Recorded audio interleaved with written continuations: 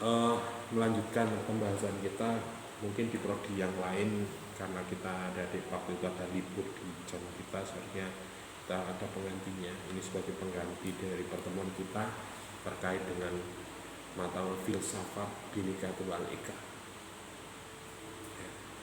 Mungkin adik-adik ketika ngomong Bhinneka Tunggal Ika, saya kira bukan hal yang asing.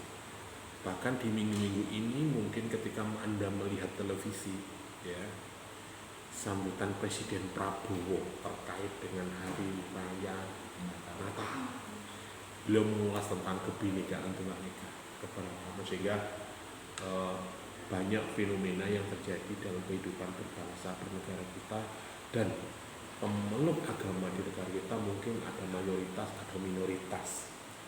Artinya bukan agama yang tunggal yang diakui di negara kita, tetapi banyak, ada beberapa agama yang diakui menurut konstitusi kita berdasarkan ideologi kebangsaan kita, karena Pancasila kita adalah berbunyi ketuhanan yang Maha Esa.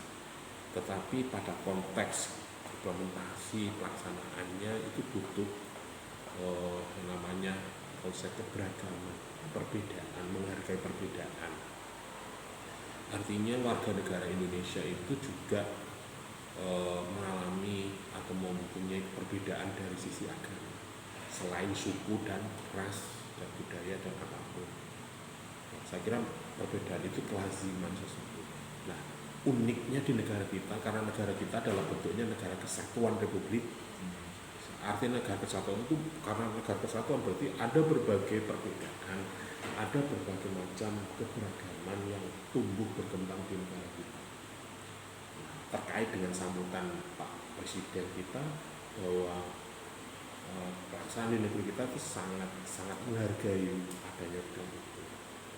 Artinya dia bercerita tentang bagaimana warga agama lain yang kaum mayoritas melindungi kaum minoritas.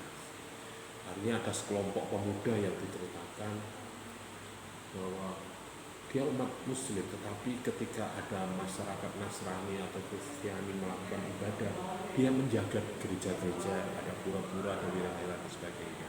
Itu yang ngomong agama dilaksanakan. Nah, inilah yang namanya konsep keberagaman, atau istilahnya di dalam negara kita Bhinneka Tunggal Ika, dalam perbedaan tetapi dalam satu kesatuan negara Republik Indonesia. Itu salah satu bidang yang bisa kita ambil di momen-momen ini. Tetapi di momen-momen yang lain perbedaan itu sangat banyak. Di bulan-bulan kemarin ini terkait dengan partai politik, pemilu kada dan sebagainya. Ya, memang perbedaan itu memicu seseorang atau kelompok sehingga itu mengalami sebuah konflik. Konflik itu kan berawal karena perbedaan.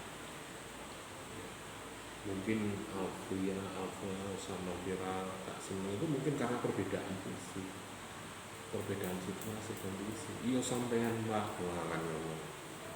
Atau bisa juga punya yo cewek, aku cowok kan, itu bisa juga menurut. Tetapi karena di dalam bingkai negara kesatuan, dalam bingkai sebuah kelompok masyarakat, sehingga kita tetap menghargai. Sehingga kalau kita bicara tentang definisi atau makna daripada Bhinneka Tunggal Ika, bisa diartikan secara harfiah itu Bhinneka Tunggal Ika itu berbeda-beda tetap satu, ya. Atau secara filosofis itu menggambarkan persatuan dan persaudaraan bangsa yang beragam suku, budaya, yang tetap bisa ngomong agama. Banyak di daerah-daerah kita antara tempat ibadah itu berdampingan, antara masjid dan gereja bersebelahan, tentunya ritualnya berbeda kan ya. Yang muslim mungkin setiap waktu ada adzan. Ono sing sekarang itu zamannya lewat pengeras suara. Lebih nek pinggir iku gereja. Iya nek gak ngukun ya ono masyarakat yang barangkali pemeluk agama lain, tetapi kita tetap sama.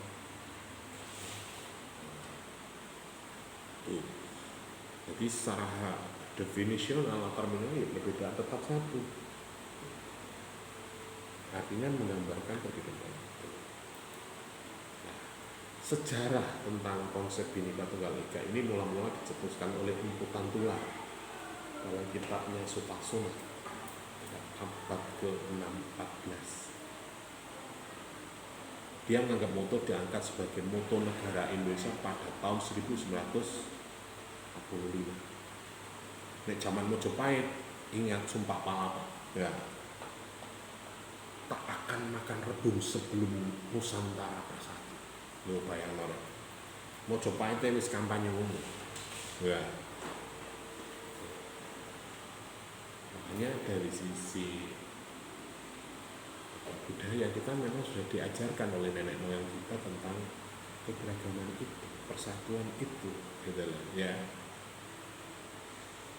Jadi setiap orang pasti punya kelebihan, punya kelemahan. Kalau ngomong individu, ngomong personal, tapi ngomong sosial bisa juga suku, ras, budaya berbeda, gitu loh. Saya ini ngomong Pacet, Mojosari bisa juga beda budayanya. Fir, ngomong mana? Mojoanyar, mungkin serodok seirama lah ya.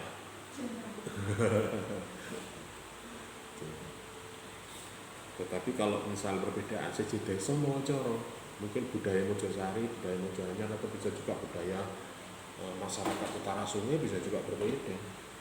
Tapi kalau kita satu wilayah, satu negara bisa. Oke, ngomong sejarah ini juga diangkat pada moto negara Indonesia pada tahun 1945, kemudian menjadi landasan filosofis membangun bangsa dan persatuan, sehingga muncullah dalam lambang negara kita Burung Garuda itu tangannya memegang tulisan Bhinneka Tunggal Ika. Artinya kita harus tetap konsisten, tetap istiqomah dalam perbedaan, dalam bingkai negara kesatuan Republik Indonesia. Prinsip-prinsip Bhinneka Tunggal Ika, ya. Yang pertama, Bhinneka Tunggal Ika, pertama saling menghormati. Artinya di sini kita menghormati nilai-nilai tradisi-tradisi budaya yang ada. Ya, nek ngomong masyarakat itu namanya tradisi kebudayaan. Nek ngomong secara personal mungkin punya karakter, punya watak, ya, punya kebiasaan yang terbangun. Sehingga Anda memaafkan, istilahnya memberikan toleransi, jadi watak ngomong ya pinane sebenarnya. Ojo ngono tak ya. Sekali waktu barangkali itu membahayakan dirinya, kita ingatkan. Tetapi kalau biasa ya sebenarnya jadi ngono kan. Yang kedua adalah kita toleransi. Jadi prinsipnya itu menghargai perbedaan dan menerima keberadaan masing-masing. Misalnya, wah enak yo desi sama iku yo kan kondisinya beda deh. Menurut ya. Ya posisinya mereka beda. Saya yakin setiap orang punya pengalaman hidup, pengalaman dalam dirinya, lingkungannya, kelompok apapun punya keterbatasan dan kelebihan masing-masing. Sehingga kita juga harus menghormati itu, menghargai itu. Ya, padha meneh wis rabi wis nikah. Jarang nikah jodoh ya. Tapi nek ngomong jodoh ya gak jelas perbedaan, karena perbedaan itulah menjadi bersatu. Buktinya apa? Lanang mbek wedok wis jelas kan. Nek jodoh jare kudu padha. Lho iku lanang mbek wedok kok padha. Kan juga gak padha kan ya. Laki-laki dan perempuan sepakat untuk saling menghargai sehingga hidup dalam satu bentuk organisasi sosial yang namanya keluarga. Nah, itu nek lingkup individu, nek lingkup masyarakat dari berbagai keluarga itu timbullah perkumpulan, paguyuban, RT, dusun, negara dan sebagainya. Tentunya setiap individu, setiap keluarga, setiap lingkungan itu mempunyai perbedaan masing-masing. Mungkin salah satu contoh pada momen-momen tahun baru seperti ini, misalnya aktivitas masyarakat dalam merayakan tahun baru di wilayahnya Rian di wilayah Mojosari, di wilayah Mojoanyar bisa juga berbeda. Rian rame rek, karena dia pegunungan, punya tempat wisata dan sebagainya. Dan yang ngomong Mojoanyar wisatanya apa? Wes, ngelenceri nanti mau Mojoanyar. Desanya nanti sih, Fit? Desanya mana? Desanya Tengah. Sadar Tengah. Loh, Sadar Tengah. Wisatanya katanya gede anggo kali. Ya? Apa kira-kira yang begitu? Nah, itu mungkin cara mereka untuk merayakan bisa juga berbeda. Wis nek Sadar Tengah itu gak paten niku ngono Pak. Oh, desane jenenge Sadar, Pak. Mungkin kegiatannya ya kita doa bersama, makan bareng. Oh ya. Entah itu di rumah, ada yang di musola, ada yang di pos kamling, ya. Kalau nggak hujan ya di jalan, liwat dan sebagainya. Begitu juga Mojosari saya kira juga ya seperti itu. Mari tiwosa ya bakar-bakar, mau ya karaokean bareng ya. Hari ngono, nyumet kembang api, seje mbak wilayahnya, yang camping sing, mungkin ya panen tempatnya Rian. Orang Surabaya kepacet semua, Sidoarjo, Mojokerto, Pasuruan bisa juga kepacet. Bisa juga guru sampai tempat wisata harus macet ya elung ya. Itu ngomong perbedaan itu saya kira. Kemudian yang ketiga prinsipnya adalah kita harus kerjasama. Jadi membangun kekuatan bersama dalam mencapai sebuah tujuan. Ya misalnya ini tadi kalau secara individu mau nikah itu laki-laki nenek nikah pada laki-laki nih bi, perempuan pada perempuan boleh nggak? Ini di negara kita nggak boleh Pak. Jadi nikah ya, namanya itu Pak. Bukti nenek lamar kan ditanya, Eva, Anda benar perempuan? Iya Pak. Oh ya wes. Dari perbedaan itu disatukan, ada kesepakatan. Mas, boleh sampai pacaran, boleh nikah, tapi putriku itu cek kuliah loh ya, nggak ngurusi anak kesepakatan. Ya. Walaupun mungkin ada tuntutan yang lain ketika itu. Ya piye Mas, ya sampe nek gelem ya gak apa-apa ngarep kayak kuliah. Lah ngono itu. Artinya ada kesadaran, ada sebuah toleransi, ada sebuah kerjasama yang saling mendukung. Nah, begitu juga dalam kehidupan bermasyarakat seperti itu. Pasti kan.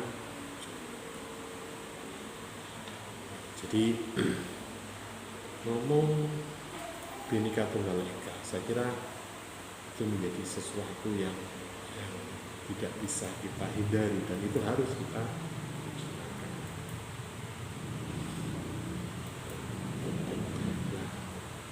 Istilah Bhinneka Tunggal Ika itu bisa diartikan keberagaman budaya suku di Indonesia yang mungkin ada di sini nggak begitu nampak ya.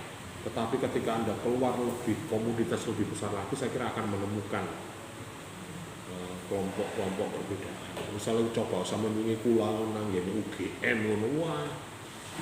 So ketemu wong aneh ya. Nek ini kan ketemu arek Mojoanyar. Walaupun di UNIM juga masih banyak, di mahasiswa pemerintahan kita juga banyak, ada yang dari Bina, ada yang dari Lampung, ada yang dari Bali, ada yang dari Madura, ya, di prodi kita. Kalau Mas Wono itu kan dari Bima, Mas Paul itu dari Bima, ada yang dari Madura, yang kemarin Mas Rodikul itu dari Madura. Itu jelas perbedaannya. Nanti, nah, kekayaan budaya di negara kita Indonesia ini kaya akan tradisi, bahasa, seni, dan berbagai suku. Ya, kita harus bersyukur ya. Kita ini hidup di wilayah yang sangat toleransi, dari sisi geografi pun berbeda. Tempat tinggal itu juga pulau-pulau itu juga membawa suku tradisi yang berbeda-beda juga gitu kan. Nah, keunikan suku ini juga memberikan ciri khas budaya masing-masing. bahasa adat istiadat itu juga kok ufang ini membayangkan kok koyo buku wong Jawa bisa juga trah mutrah Papua asli ya Mbak Buyutmu asli Indonesia Jawa asli keturunan ya asli Jawa ya kok koyo koyo iki kok terahe Ambon Ambon manusia. Kemudian ada peran Bhinneka Tunggal Ika itu juga harus bisa memberikan persatuan. Artinya level pertama itu toleransi, menerima perbedaan. Menerima perbedaan itu kadang yo angel rek, tapi yo piye meneh. Akhirnya ada juga secara hukum diatur. Tapi untuk menuntut kesadaran itu kan tidak bisa dipaksakan. Modelnya ufane jatuh cinta, itu tidak dipaksakan. Misalnya, tidak bisa. Kecuali ada upaya, sehingga kita menerima, oke, saya terima, kan gitu. I love you too. Nah, itu kan juga bukan persoalan yang mudah. Walaupun terkadang kalau Gusti Allah ngersakno cepet rek. Sekali ketemu wis oke gitu loh. Tanpa melihat latar belakang secara jauh, hati ini sudah merasa tentram sehingga langsung enak gitu. Perbedaan juga seperti itu. Kadang kita juga sulit untuk menerima, tetapi kadang juga perlu dipaksakan sehingga untuk bisa menghargai perbedaan itu juga kalau kita umat Muslim mungkin bisa juga namanya hidayah inayah. Nek hidayah ya petunjuk ini kira lah dibukai hati inayah pegawai ini soal pegawai Gusti Allah ya baru muncul nek perkara hidayah ceramah template banyak tapi hatimu gitu ya. Artinya ketika sampai misalnya pacaran seret wong tua wis nggo wiring kabeh tapi awakmu iso nrimo ya wis lae pincene ya memang jodohku ngono ya wis saya harus menerima. Yang kedua, level kedua itu adalah kita harus saling menghormati, mengenali, menghormati nilai-nilai budaya masing-masing. Nah ya wis kita harus memerdekakan. Yang terakhir mungkin kerjasama. Ini yang menjadi harapan kita ketika kita sudah mempunyai kesadaran, ketika kita sudah mempunyai menghormati, apa seharusnya yang kita lakukan untuk kebaikan kita bersama. Kalau ngomong negara berarti persatuan. Harus bersatu, kita harus lapor. Jadi sampai wis pacaran nikah ojo pacaran terus kan ya Pak. Ojo kok wale. Nah nek saiki misalnya Ufah diwale ya gak apa-apa ya. Jadi nikahnya dulu pacaran nikah. Berarti akad dhisik pacaran nikah. Berarti wis hubungannya wis resmi. Tapi perjalanannya seperti orang pacaran. Sebentar-bentar lagi apa yang itu pacaran rek lagi apa kuliah tantangan dan upaya untuk mewujudkan Bhinneka Tunggal Ika. Pertama adalah diskriminasi, perlakuan tidak adil terhadap suku dan ras. Itu pasti ya. Sifat ego manusia itu kan juga pasti ada kan. Sifat kompetisi, sifat perlakuan itu bisa juga diskriminasi. Nah kadang kan ngomong rambutnya berintik, ya misalnya. Nah, kadang jujur mengatakan kalau kita jujur mengatakan gak seneng rek, tapi karena kita ini saudara kita kata pienane. Biasanya muncul sifat-sifat pada manusia atau kelompok masyarakat. Misal hari ini ada sebagai mahasiswa ilmu pemerintahan Kemudian ono mahasiswa komunikasi, ada mahasiswa manajemen. Kan jelas kita berbeda jurusannya gitu. Kegiatannya, dosennya pasti ya berbeda. Orientasinya juga mungkin bisa juga berbeda. Tetapi kita adalah dalam satu bingkai mahasiswa Universitas Islam Negeri. Tapi ini ngomong internal terus berbeda. Tapi ketika ngomong keluar pagar, kamu adalah mahasiswa UNIM, selama Majapahit, artinya Anda membawa bendera. Tapi ketika di dalam, ya bisa juga kita membawa bendera kita, visi pemerintahan. Dalam teori sosial biasanya nek muncul ngono, teorinya biasanya diciptakan musuh dari luar. Yo bukan misalnya kompetisi futsal atau yang kemarin di Natalis misalnya antar hoki sama bulu tangkis itu muncul rasa primordialis, rasa individualis kelompok itu akan muncul. Nah itu pasti wajar lah manusia seperti itu. Sama halnya ketika Rian gak pakai seneng bulu tangkis, tapi ketika bulu tangkis itu dimuncul musuh Korea, musuh Cina, wah sama. Goblok tampil ngene gak ya. Omane sing misale Mira gak seneng sepak bola. Indonesia melawan Malaysia. Penonton Malaysia gak butuh ngomong soal dikei laser dipere. Nomor kawan padahal awakmu bendinane gak seneng bal-balan. Tapi ketika kelompok kita, negara kita diancam, terancam, kita enggak terima. Sama halnya dengan keluarga misalnya. Walaupun adik kakak, bu oma petul pecongan, tapi ketika keluarga kita terancam, ya kita nggak terima dong, ya marah dong ya. Diskriminasi itu juga pasti akan muncul, tetapi bagaimana kita memanagenya berbeda. Radikalisme, ideologi yang mengancam persatuan dan kesatuan bangsa, ini tantangan juga. Jadi omong sing budayanya keras. Yes. Bagaimana Anda membayangkan budaya orang Madura? Bagaimana Anda membayangkan orang Batak? Bagaimana Anda membayangkan orang Sunda? Sebelum Anda lebih jauh misalnya. Orang Batak gitu, wah ini ngomong bau, bater Pak, celaka ngono Pak. Tapi enggak, kan itu. Oh Solo Pak, kota Sunda, bahasanya halus-halus Pak, tapi mana sati ya macam-macam. Itu dia punya ideologi. Radikalisme juga seperti ada yang ingin perubahan itu cepat. Kalau sih salah sore di sini kuliah sebenarnya betul-betul seperti kuliah perkara ini seperti aku saya kuliah belajar teman perkara nanti jadi apa urusannya.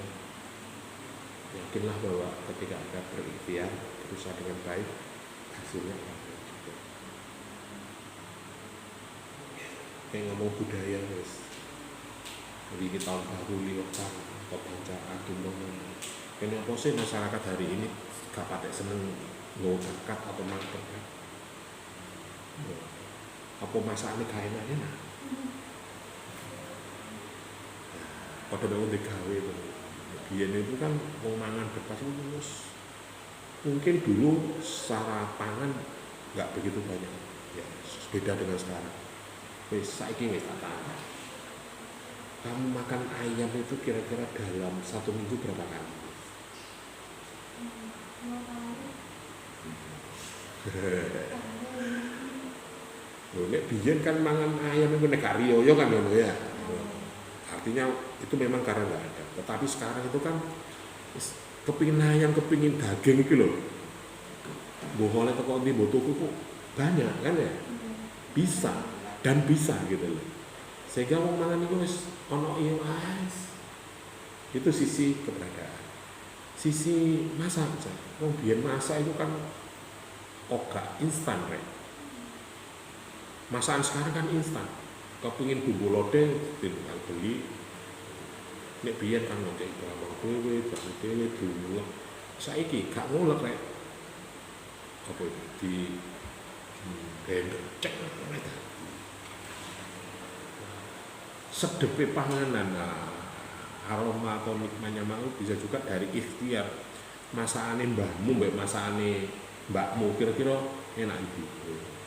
Mbahmu nyambel kerek-kerek itu enak ya. Mungkin dengan ketulusannya, dengan malam dan sebagainya, dan nanti dia akan itu nih ngomong masakan. Tangan itu punya tes dhewe. Masane ibumu nek wis. Sampeyan kadang masane ibumu semua warang sak karek-karek enak. Itu nek ngomong masakan, nek ngomong ideologi bisa juga pemahaman-pemahaman dari luar negeri banyak. Lagi agama yang bukan asli dari negara kita. Kemudian konflik horizontal, konflik yang terjadi antara akibat perbedaan suku, ras, agama dan lain sebagainya ini juga banyak memicu atau menjadi tantangan untuk mewujudkan Bhinneka Tunggal Ika. Jadi ada diskriminasi, ada radikalisme, ada konflik horizontal. Itu menjadikan tantangan bagi kita untuk selalu menjaga. Misalnya hari ini wis, sapa sing poso Rejeb sih? Ya. Coba Afira saiki poso lho, sing Ulfa, ayo ulang kantin. Oke. Kemudian yang tentunya adalah berbicara tentang pentingnya sikap toleransi yang saling menghormati. Pertama itu adalah empati. Kita harus memahami dan merasakan apa yang dirasakan orang lain. Kalau berpuasa itu maksudnya adalah kita berempati bagaimana orang itu bukan karena dia menahan loh ya, tapi karena nggak ada yang dimakan. Karena kita tidak punya. Akhirnya kita berasa merasakan haus, lapar, dan sebagainya. Itu tujuannya puasa di situ. Tapi nek tujuannya Vira kan gak ngono, gak empati itu. Diet ngono. Itu kan empati kesehatan ya, biar metabolisme. Itu memang efek dari puasa bisa juga seperti itu. Mungkin kebanyakan kalau kita nggak puasa kan makannya sembarang ngalir ya pilos. Kok beorok kadar ketinggian, kerendahan kan ya juga bisa diminimalisir dengan kita berpuasa. Toh puasa itu juga ada batas waktunya, tidak sepenuhnya selamanya kan enggak, 24 jam kan enggak. Jadi kita bisa menetralisir atau mendetoksi, bisa juga sistem pencernaan kita bisa juga. Tapi nek ngomong sosial ya memang barangkali ada saudara-saudara kita yang tidak punya atau tidak ada yang dimakan. Nek sisi ibadah misalnya, nek Rian wis gak mikir ngono Pak, saya dipikir ganjaran Pak. Jadi aku nek poso Rejeb di hari pertama, sama halnya kita puasa 1 tahun, dispensasi, amal ini, bodoh, nilai ibadah ya. Oke. Yang kedua, sikap penting dalam toleransi saling itu adalah dialog. Jadi untuk menjaga agar saling menghormati itu harus berkomunikasi secara terbuka dan saling menghargai. Sama halnya mungkin banyak orang ketika miskomunikasi itu karena kita nggak beritanya belum utuh, tetapi kita langsung menjustis. Kayak wah enak sampean yo kak udah setelah kode penting gitu. Kan tidak semua orang tahu kondisi kita.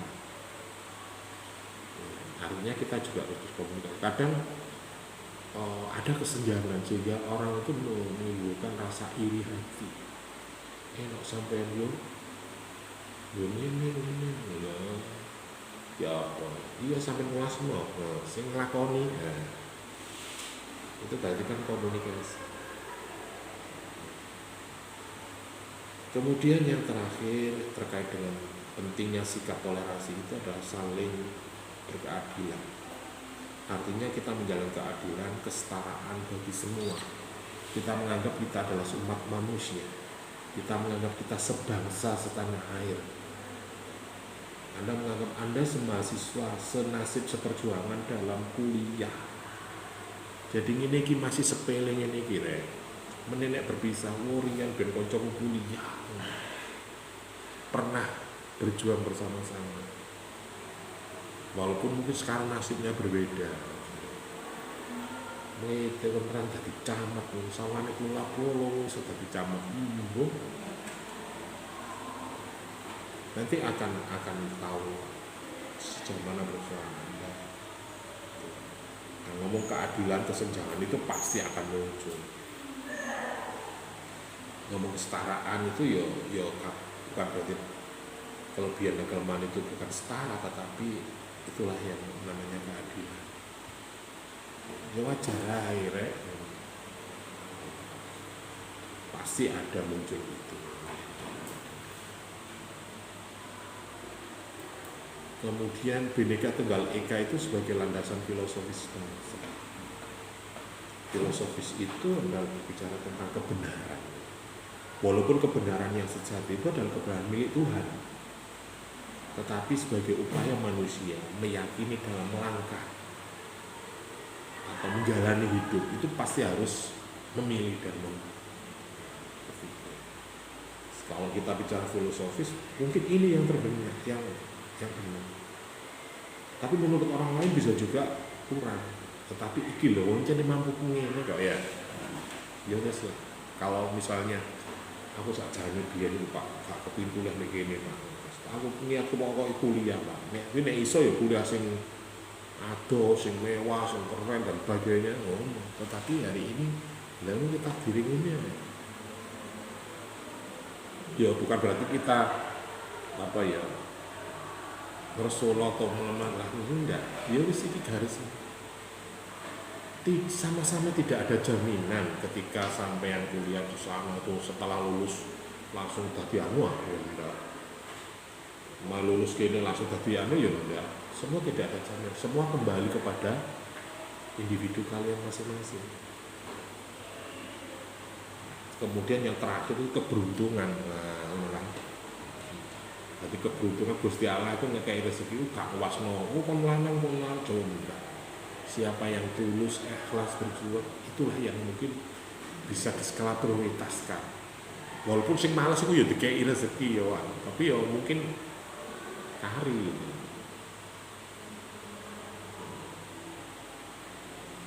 Kemudian kita ada level keadilan. Jadi Bhinneka itu filosofinya berbicara tentang keadilan, menjamin kesetaraan, keadilan semua warga negara. Adanya filosofi Bhinneka, adanya simbol atau moto tentang negara kita ini menjadi sebuah bentuk atau sebuah upaya para fundivator kita untuk menyadari bahwa kita hidup di negara kita ini berbeda-beda suku, agama, ras dan sebagainya. Dan itulah lazimnya manusia.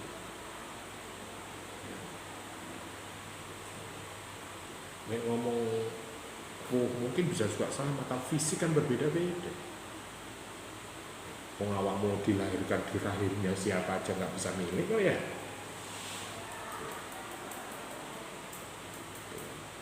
Anda kok bisa awakmu, kok iso firul awakmu tinggal nggen mojanya, kok iso firul ngomong ya kamu banget.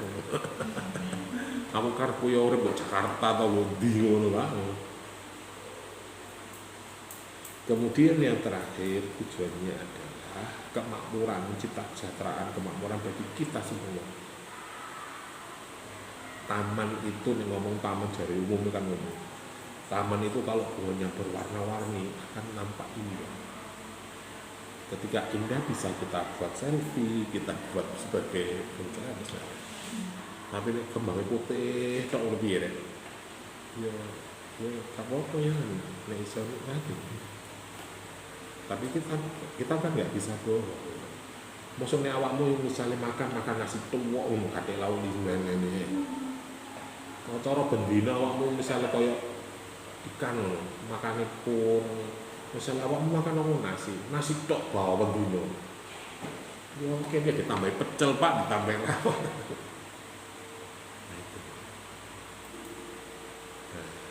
terakhir sebagai kesimpulan adalah bahwa untuk memaknai Bhinneka Tunggal Ika di era globalisasi ini adalah interaksi global, misalnya meneruskan nilai-nilai Bhinneka ini di kancah global.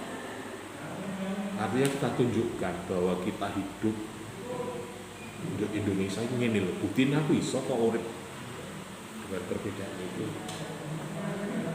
Atau mungkin kalau ini saya bisa mempertahankan keluarga saya walaupun mungkin banyak perbedaan, artinya bisa menerima. Nek dikongkon sempurna total iso, tetap ada sesuatu yang di sini menolak. Tapi kan kita harus biar kita kembalikan kepada yang itu mas. Tak jane kon gembul riyan kan ya gak ono tarik surat untuk gandeng titik ngono. Ya ono gak jane tapi ya gak kene kan ngono. Tapi wis iki kancaku situ kalau tunggale ya wis ben ngono. Sabar. Nah itu takdir ya. Nah, ketika kamu ditanya temanmu kok betah kok dia, kok melete kok dia? Iyalah. Oh, aku koyo pendawa limo. Pendawa limo. Saya dulu tuh bukan pendawa kalau di SMA. Jadi teman saya, kelompok saya, geng saya itu perempuannya 5, laki-lakinya 3. Tapi yang aktif itu 7. Nanti ceweknya 5, cowoknya 2. Itu kegiatan kok aktif kok dulure lah. Nek ngomong kelas sekolah itu saya pernah gerak jalan Mojosari Mojokerto, pasukannya perempuan barisannya, tapi ketua regu apa jenenge? Nah, sing kelompok regu ini, wah nang aku ambek kancaku itu rek. Nanti aku mbawai barisanku ono rek 20 ya. Oh lanang.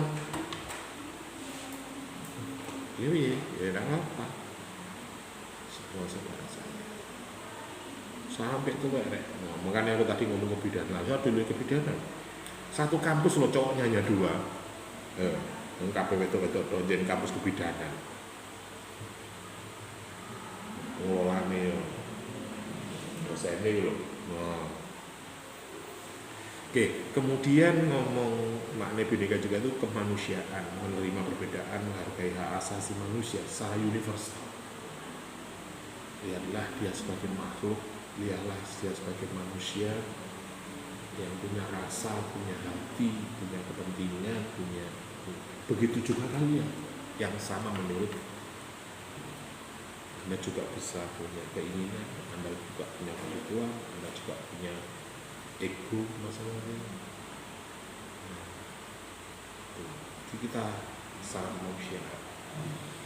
Kalau dia bukan saudara Anda ya lihatlah sebagai makhluk Tuhan, sebagai sesama manusia yang juga barangkali adik-adik ketika ada persoalan belum tentu orang yang kita kenal itu kadang ya gak iso ngomong ya dhewe.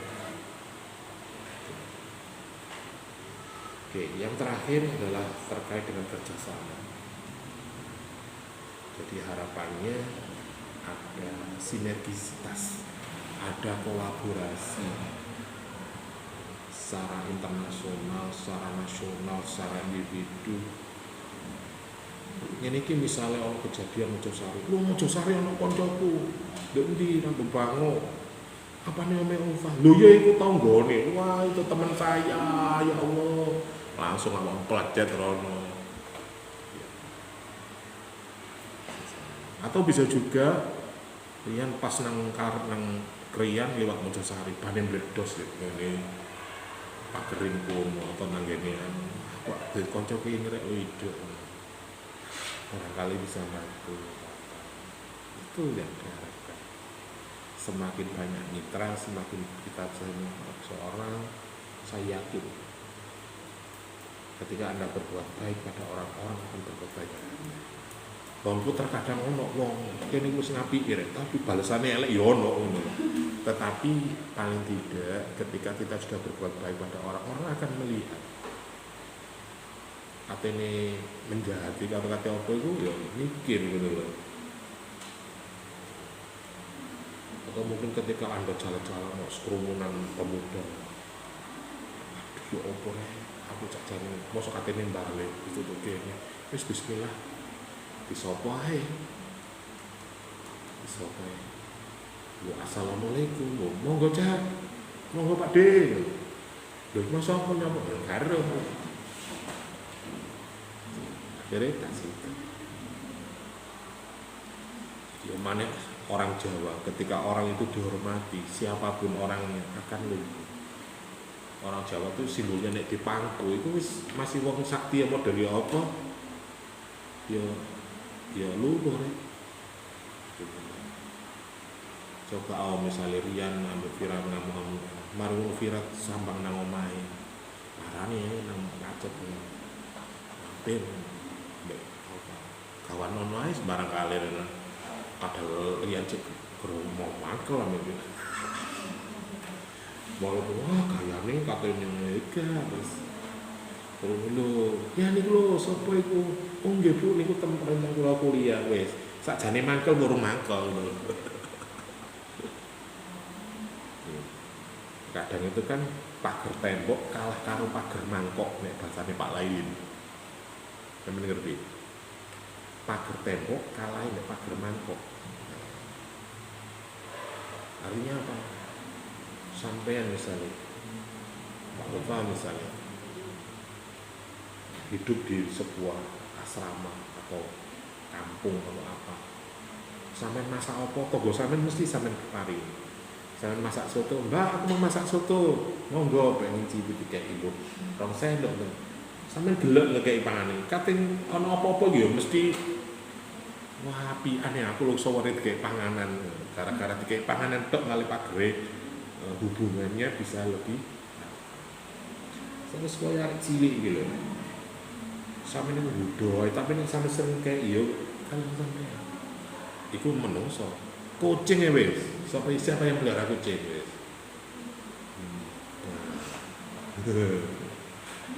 Kucing itu kan manute sapa sing kek pangan kan mesti ditutno, ya kan ya? Iya kan?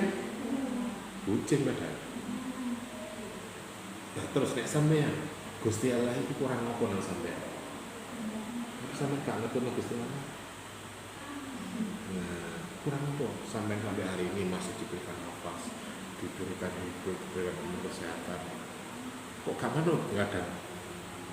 Lalu kucingnya, ayo misalnya Ulfa biasanya keimangan, kata Ulfa mulai kuliah terus kucingnya paling mau ditutno sampai nanti ditutno. Iya. Cukup ya, saya kira itu cukup ya. Nah, kurang lebih mohon maaf. Assalamualaikum warahmatullahi wabarakatuh. Jadi wis terakhir ya 10 setelah.